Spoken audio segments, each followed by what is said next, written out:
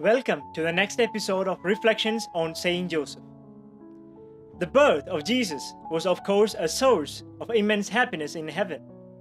But was the birth of Saint Joseph a big deal for heaven?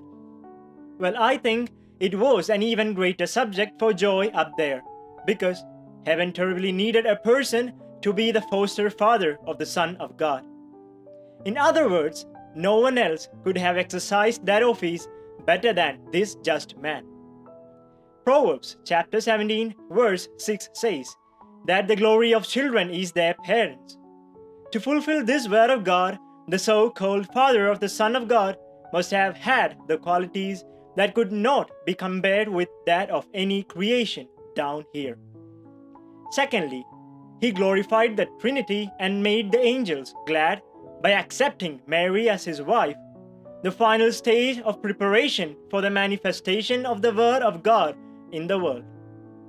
We have a concept of ihidae in the Eastern tradition, which means a solitary man, a single-minded, and so on.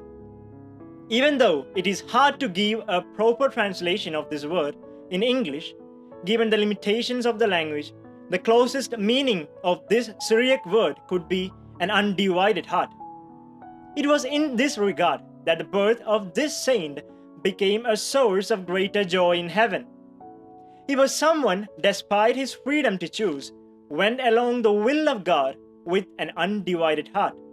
In other words, his birth became the first promising sign for the coming of the Son of God, and the birth of Joseph dragged the attention of heaven onto the earth more than ever before.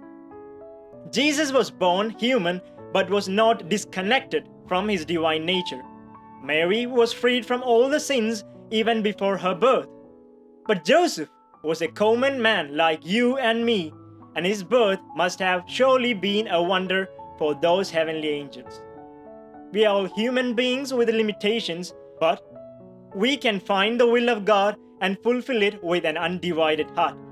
It may be difficult but not impossible for us, because we have the carpenter Joseph from Nazareth, who inspires and challenges us to do the same.